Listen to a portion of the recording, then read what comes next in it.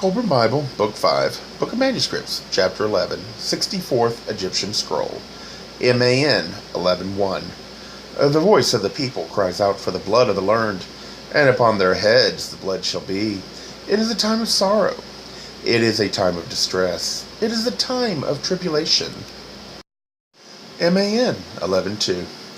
It is the dark night of wickedness, when ignorance covers the earth. Yet, though the pillars of heaven fall, though the great abyss open, the earth shall not end until its purpose is fulfilled. MAN 11:3. This is no new thing, for the darkness of ignorance has often followed the bright days of spiritual illumination. But we who dwell under the shadow of darkness see not but the sorrows of our times. When the sun ships lies at anchor, then will dawn the day not followed by darkness. MAN 11:4. Look in the places of judgment. They are filled with low people, and unclean feet rest upon the footstools. Priests grow fat on riches bestowed for the preservation of the body, while those who speak of the preservation of the soul are tormented. MAN 11:5.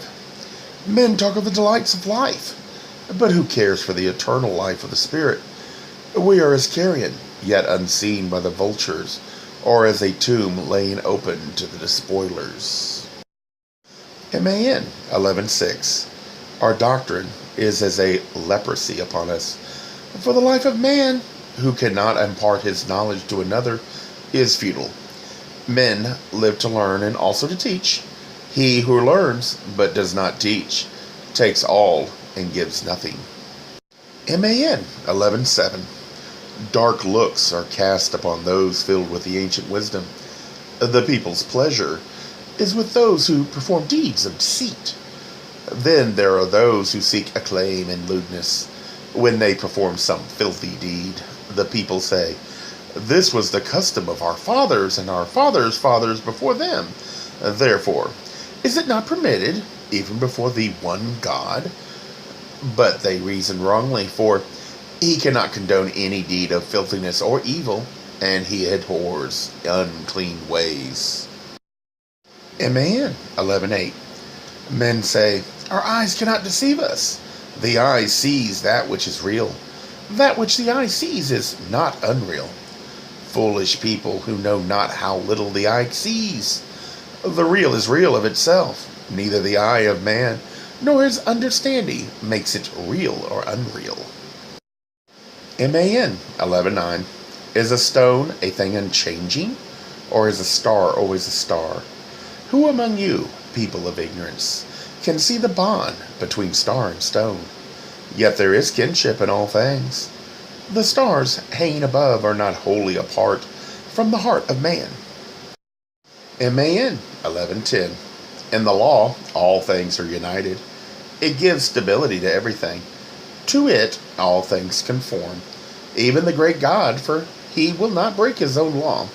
Man cannot, for even in his working of wonders and deceit, he must conform to the law. MAN 11:11. Our doctrine is the teaching of the law, that and no more. He who seeks to know great secrets or probe hidden mysteries must first pass through the purifying fire of the law. Without having done so, he might as well seek to tie down the sun or cast a net around the stars. MAN 11:12. Behold the secret places of the great God. There no magic is performed. There no wonders displayed. There all is peaceful and normal. There silence reigns. MAN 11:13. The great temple shall pass away. The tumult and shouting of the people shall fade into the silence, and their habitations shall be ground into dust. Then shall still remain the hidden place of the great God, and still it shall be peaceful and normal. MAN 11:14. Stand in the concourse of the people. Does not good appear weak, and wickedness powerful? It is true, but 10 generations, 100 generations, hence there will be more good on earth For generation by generation, good eats into evil. MAN 11:15. Men say, there are many gods, therefore, which among them shall we worship? We cannot know. They are confounded by their own foolishness. For choice is easy. They worship where they find inward peace and contentment, for spiritual illumination is found in more than one place. MAN 11:16. The pillars of all wisdom are numbered as the fingers upon a hand. 5 things alone are the concern of man. What is man? Where does he begin and where does he end? Why does he exist?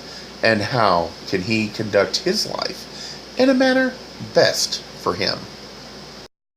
MAN 11:17. The earth at his feet, the heavens above, the great God of gods or the unreal gods of men, the night dreams, the inhabitants of the netherworld, the spirits, good and evil, all things seen and unseen, are no concern of man unless they affect him. For good or ill, that which does not affect man is of no importance. This alone is wisdom.